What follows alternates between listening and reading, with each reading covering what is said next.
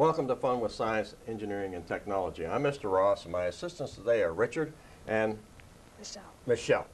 And what we're going to do is, they're up in the 8th grade, and what they're doing is they're studying catastrophic events, a hard word to say.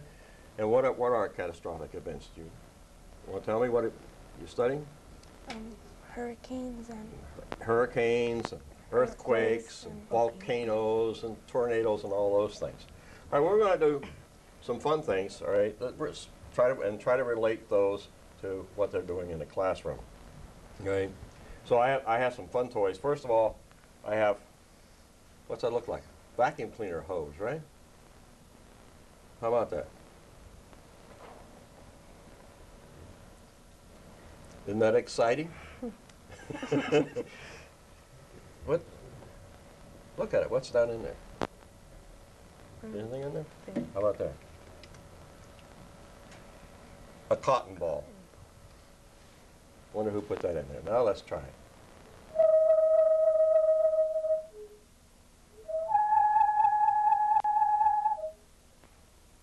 All right. Now that's a little bit better, right? At least it does something, right?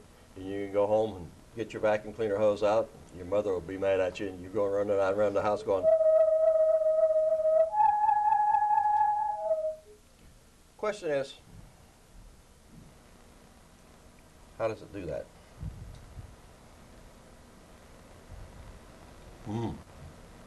It's just a piece of, little springy hose. We took the cotton ball out of it. We put the cotton ball back in. Try it again. What is? Nothing. You want to venture a guess as to why it does that?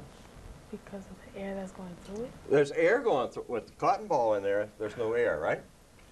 Right, so nothing happens. But if I take the cotton ball out,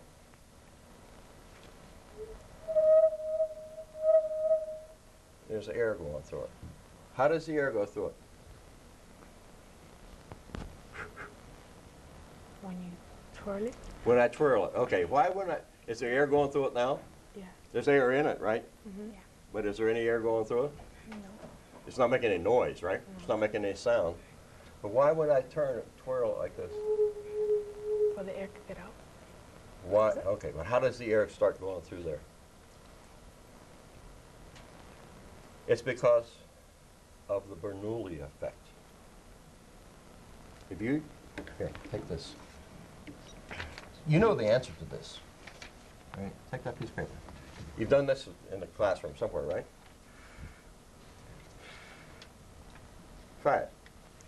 Go across it. What happens to the paper? It goes up. It goes up, right? And that's because of something called the Bernoulli effect. Same thing that makes an airplane fly, right? And what Bernoulli said was, is you take a fluid, and air is a fluid, really, right? And the faster it moves, the less the pressure, right? So if we blow across the top of this thing, like to go across the top of an airplane wing, right? And the air is going across the top of it faster up here, so the air pressure is less here than it is underneath it, because the air is not moving as fast underneath it. So what's going to happen is we've got more pressure underneath it, and it's going to lift it. Right? So that's the Bernoulli effect. You can put the paper down. All right, so now then, when I take this and I spin it like this, what happens to this end up here compared to this end down here? Because it bends. That bends, but as far as speed is concerned, this end is not hardly moving at all, right? Mm-hmm. This end up here is moving through the air pretty fast. So the air going across the top of it is moving pretty fast. So what about the pressure here? It's going to be lower than what it is down here. We're going to have a high pressure here and a low pressure here because of that guy Bernoulli. Right? Same thing makes airplanes fly. So we take this, we've got low pressure here, high pressure here, and just like when you were studying the weather, you got a low pressure area and a high pressure area. What happens? You get wind, right? Yeah. The wind goes from where? From the high pressure area to the low pressure area. It tries to fill up that spot. So we take this, right? And what we're doing is we're creating what kind of pressure here? Low. Low? Low. What kind of pressure is down here? High. High. So the air is going to go through the tube. Can we prove that? You think we might be able to prove that? That was one reason for the little cotton ball. What I want you to do, Richard, I want you to hold on to that. Right? I'm going to get it going, right? And I want you to take that piece of cotton that I have and put it in here, and let's see what happens to it.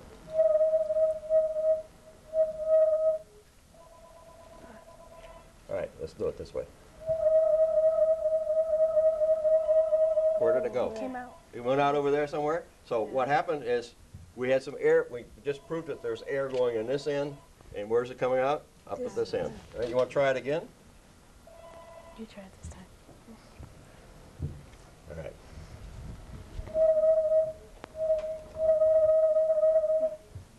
There we go. How about that? So listen to it very carefully now.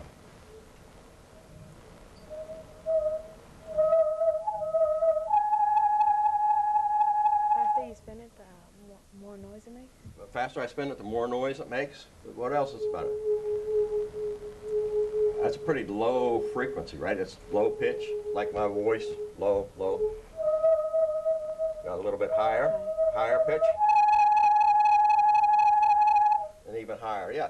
So what is happening now is the air goes through here. If we go real slow with it, the air is going pretty slow, right? But what it's doing is generating some sound waves in here as it goes across all these corrugated things, right?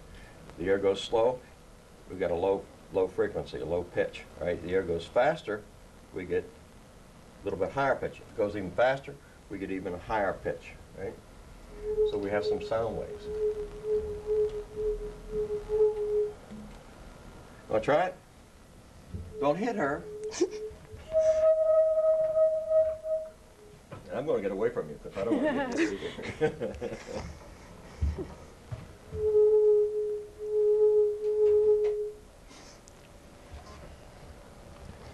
All right, I have another fantastic toy. Let me put that one for the family.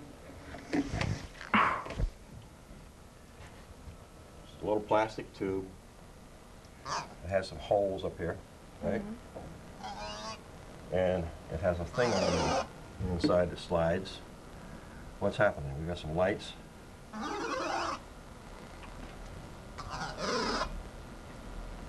It makes noise, right? I'm going to lay it down. I want you to tell me what happens to the light after I lay it down there. Well, now, why do you think it's making the noise? Why does it Air make pressure? Okay, well, yeah, it is air pressure, right? But what makes it make the noise? The lights went up, right? I picked it up and the lights came back on. The lights aren't making a noise? The lights are making a noise? No. Right. What's making a noise is something like this. Have you done this, taking a ruler, right? You make a noise, right? Because the ruler is vibrating back and forth, right? And if we change the length of it, what happens to the pitch? So It gets, the shorter it is, the higher the pitch or the higher the frequency. Make it longer, it gets lower. So with this thing vibrating back and forth, what it's doing is squeezing the air together and causing the air to expand, squeeze together and expand, and that's what makes the noise that we see. So actually in here, in this little thing that we have on the inside of this, down in here, there's a little teeny, like this little teeny tiny ruler, right? So there's a hole there, right?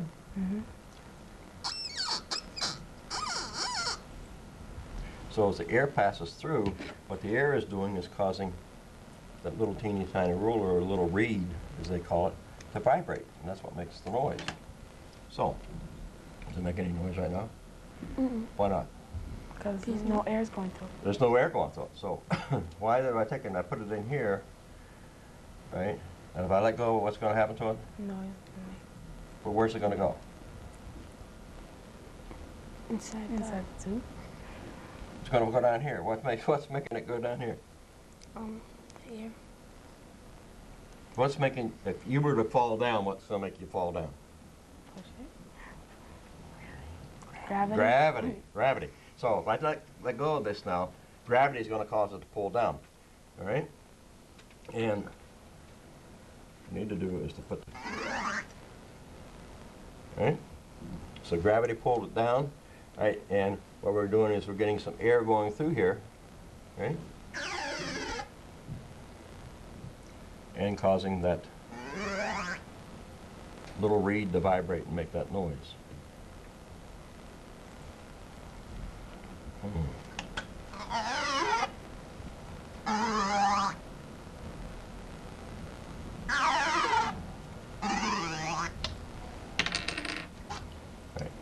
Let's take this up. Set it up there. Why are the lights blinking? Because it was moving. Why okay, they were moving.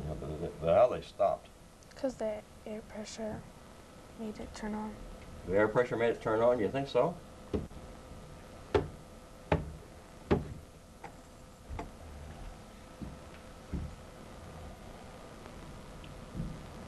They're lit up, right?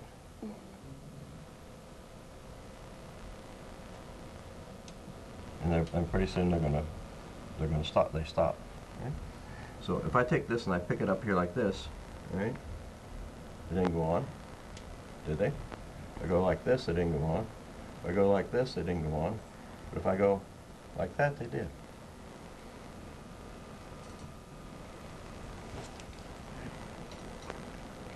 You know why that is? Because there's a little thing in here, right? Just a little tiny thing called an accelerometer. Big word, huh? Do we know anything about accelerometers? Yes, you do. Sure you do. You know everything there is to know about an accelerometer. You get in the car, you're sitting in the back seat. Right? Mom and Dad starts it up, puts it in gear, takes off. What happens to you? Push you back. You go back, right? She slams the brakes on, what happens to you? Go forward. You go forward. You know what you are? You're an accelerometer. She goes around a turn, what happens? You turn. You fall over to the side, right? Go around the other turn, right? So accelerometers work the same way. What they measure is acceleration. If you're sitting in the car, and she's out on 495 driving along. It's a nice fancy car, nice shock absorbers, right? It's all quiet. Do you feel anything as she's driving along? Is she driving along at 50 mile an hour constant speed? Pressure. Do you feel no? But do you feel anything? Do you push back against the seat? Yeah, push back. You sure? Or you're sitting there, you're nice, but you're not like when she steps on the accelerator pedal, right? Mm-hmm. So you're just sitting there, and if you were to close your eyes, right, and it was a nice riding car, you probably wouldn't know that she was going down the road at 50 mile an hour. You probably wouldn't feel anything. It was nice and real quiet. Right? The only time that you would know if you had your eyes closed that something was happening is she slammed on the brakes. Right? And what would happen? You go forward. You go forward. Step on the accelerator pedal and speed up. You go back. Right? So the only thing you know is you had your eyes closed. It was a nice quiet car, nice smooth riding car, is when it changed speed. Right? Either slowed up, speeded up, or slowed down.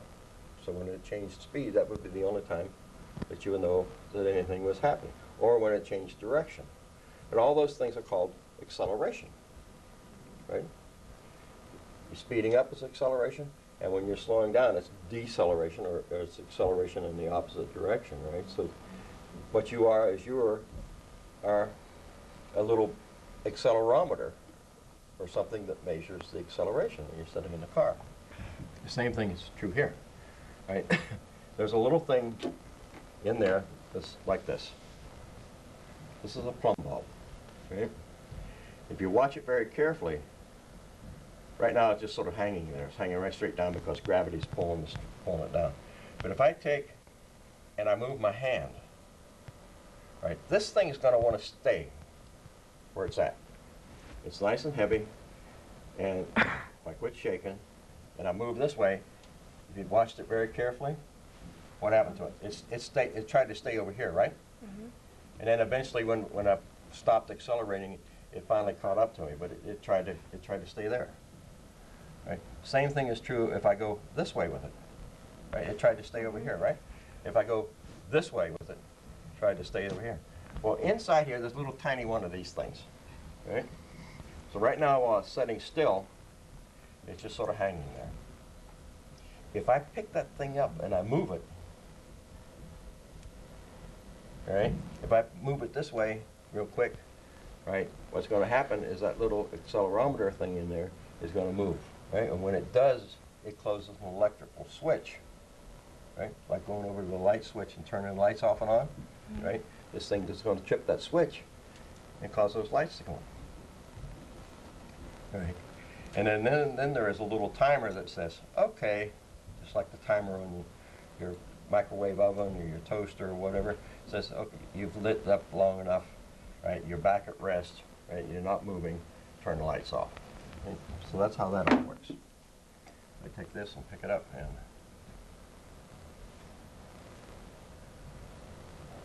right, and the reason they flash is because there's a little electronic circuit in here, little magic circuit with a motor vibrator in it, that it's either on or it's off, it's on or it's off, it's on, it's off, and it's switching back and forth, and that's what causes them to blink back and forth like that.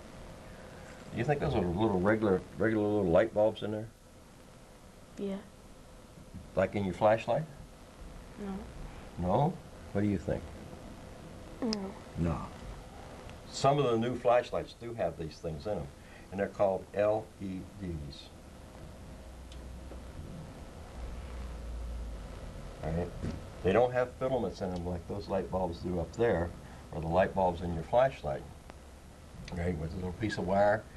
You know, when if you look at the light bulb real careful, when you turn it on, you can see this little piece of wire. The one in the house that burns out, the little piece of wire is burnt, right?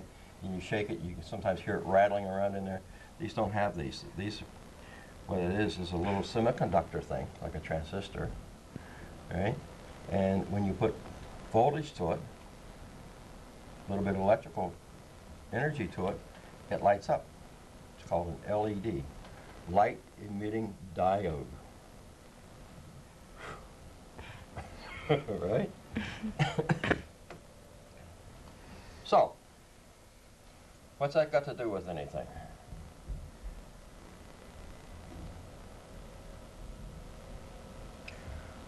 You're doing earthquakes right now, right? Yeah. Mm-hmm. Okay. And earthquakes are, what happens in an earthquake? The earth shakes. The earth shakes, right? So if I were to set this down here now, with my little accelerometer in there, and the earth were to shake, what's going to happen to my lights? Turn on. They're going to turn on, right? Earth quits shaking for a while, what happens to them? It turns off. They turn off, right? So, did you see the movie on the earthquakes? Yeah. The video? Mm-hmm. Remember there was a little guy that was all excited because he found the airbags in your car, right? What sets them off is the car stopping real quick, right? So what do you think the device is that sets those off? Is an accelerometer, right? You want to go driving down the road, you run into a bridge or run into another car, and what happens? The acceleration changes real quick, and that accelerometer senses that change in motion and triggers an electrical circuit which pops the airbag. So, now then, same thing happens here. And what he was going to do with those little accelerometers out of the automobiles, he was going to place those up. Where was he going to do with it? He was going to place those all around the area, right? So, and monitor them all, because they were cheap. He could put out thousands of them, and he could monitor them and detect all the earthquake waves, right, the shaking of the earth, and determine where the earthquake was coming from. He collects more data. Yeah. What's that machine called that does that normally? Do you remember?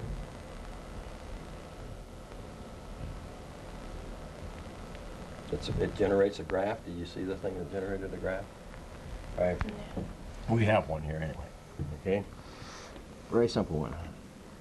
This You haven't done this in class yet, have you? Mm-mm. Okay. This is what this is an accelerometer. If we take, and let's leave it up off the paper for a minute. If we take and we wiggle this, move the table, what's going to happen? That's gonna move. That's going to move. It's just like you sitting in the car, right? This thing is going to try to stay where it's at, right? If we move the table this way, it's going to try to stay where it is, right? So it vibrates back and forth because of this piece of plastic that we have up here, right? So the fancy name for this is a seismograph, right? And what it does is the fancy ones are going to use it to measure the amplitude of how much the earth shakes, right? And possibly what direction it's coming from. Okay, so what we're going to do is right now it's sitting there, and if we pull this piece of paper like this, what happens? Go straight. It makes a line. That makes a straight line, right? So let's call that the start. Right? Mm-hmm. Now, what I want you to do very gently is I pull the paper, I want you to bang on this side of it a little bit. Go ahead, keep going, hard, a little harder. All right? Okay. So that was from this side, right? Now then, as I pull the paper, what I want you to do is bang on that side.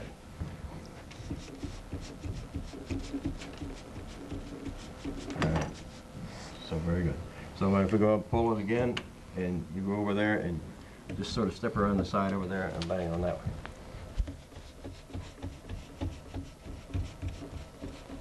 one. All right. Very good. So now let me just move it a second. And I'm going to take and pull it. Right, we got a straight line. All right.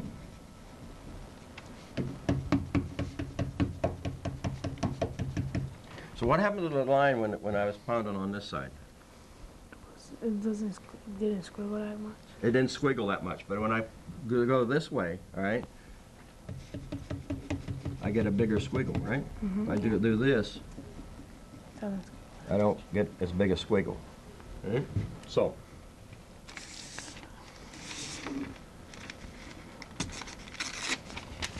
we take a look at it, right? If it's not vibrating at all, right, I got a straight line like this. This is where I banged on this end of the table, right? It's a little bitty squiggle. This bigger one is when I hit it from the side, right? This bigger one here is when I hit it from this side and I hit a little bit harder. That's the way seismograph works, right? Of course, they spend a lot more money to build their seismographs than what we have here with these two little pieces of wood and a little piece of plastic and our pen, right? But it works basically the same way, all of them. No matter how much money they spend on them, they're still accelerometers, and they work basically the same way. So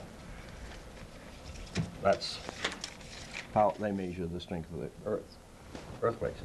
If our table were real steady, right, and I were to bang on this side here, right, that wouldn't move at all, because what I'm doing is I'm making the wave come in this direction, and this thing shouldn't move, right? So if I bang on this side here or this side here, that if the table were real steady and didn't wobble around, they would make a straight line. Where if I banged on either side over here, like this, it would make a line back and forth this way. We get that squiggly line. So we could tell basically where the earthquake was coming from. The earthquake, my seismograph was sitting here, and the earthquake happened over here somewhere, right? It shook the ground this way. My seismograph is going to make a squiggly line. If I would have my earthquake over here, right, and the waves from the earthquake come this direction, the seismograph wouldn't record it. It would be a straight line. So I could tell basically whether it's over here, or maybe it's over there. So I could tell where they're at. Okay, so what's the thing that turns the light on? It's it measures acceleration. It's an accelerometer. right? What's that thing? That's a seismograph, but what is it really? It's an accelerometer, right? Because right now it's setting still, and this is standing still. But if I take and I hit it here, right? This pin tries to stay where it was, just like when you're riding in a car, right? You try to stay where you're at, right? As you accelerate, right? You either speed up, slow down, make left or right turn, and you try to stay there. And we could hook you up. We could put you in the car, right? And give you a pen, a piece of paper. And if we had an earthquake, you could be our seismograph, right? Or if we hang you from a string like this, okay, and give you a pin, right? And this was fastened to the earth somewhere, and the earth started shaking, right? We could make you a seismograph, right? So you knew what an accelerometer was all along. You were just trying to confuse me, right? So what about this?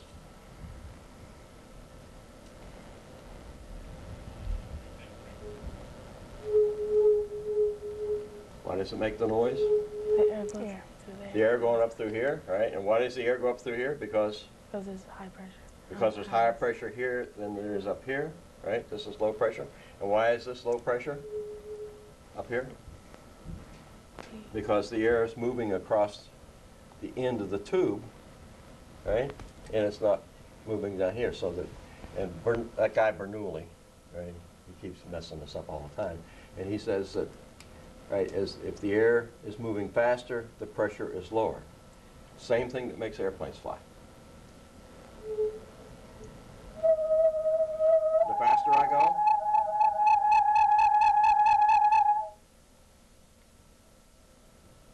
the faster the greater the difference in the air pressure between the two, and the more wind, the faster the air is going to flow through here, which gives me a higher pitch or a higher frequency. If I can do it real slow, right? I get a low frequency.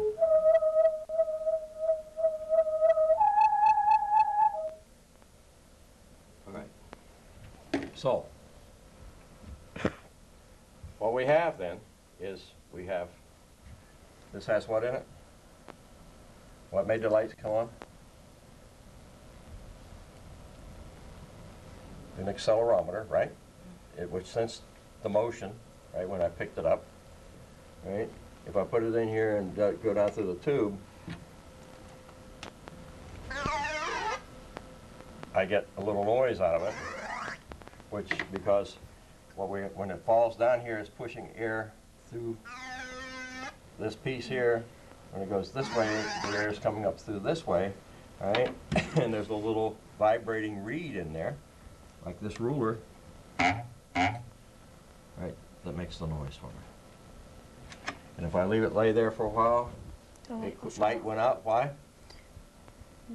Because the timer said, hey, it's not being accelerated anymore, it's not moving, and shut off the light. And those little lights in there are called what? LEDs. What's LED stand for? Light emitting diode. Okay, so, and again, a little piece of fuzz, just to prove that the air is really flowing through here. Let me do it this way. Right, go up. Okay, so this part here, acts like an accelerometer again. If the Earth moves this way, right, that wants to stay where it's at, right, and it would draw a line off in this direction because the Earth is going to move the base. Right, if it moves this way, they're going to draw a line over that. And how far it moves depends on how much acceleration we get, how fast the Earth starts to move. If the Earth were to move this way, right, this thing is not, this is pretty stiff in this direction, right, so it's not going to vibrate, and we get a straight line. So, but if we look at our little accelerometer there, we can tell whether the earthquake was over here, whether it was over there, whether it was in this direction, or whether it was in that direction. If we use a couple, three of them, we can probably pinpoint exactly where the earthquake earthquake took place. Okay, so that's it for today. And what causes this? Air pressure. Air pressure. Difference in air pressure. Same thing that makes airplanes fly. Same difference.